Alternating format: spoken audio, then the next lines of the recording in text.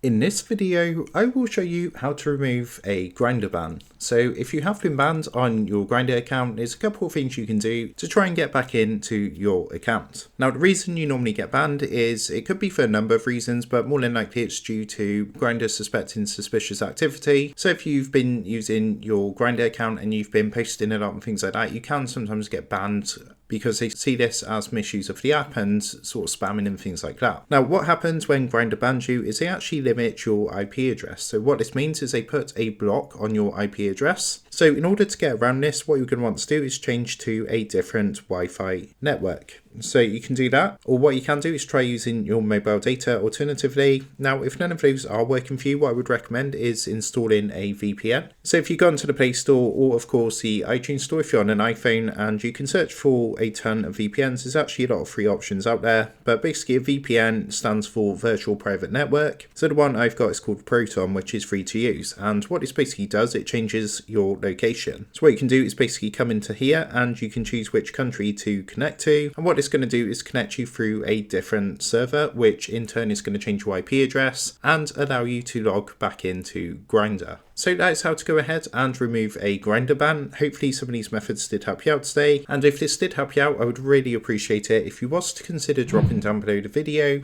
leaving a like, and also subscribing to the channel. With that being said, I just want to take a minute to thank you guys for watching this tutorial, and I will see you in the next video.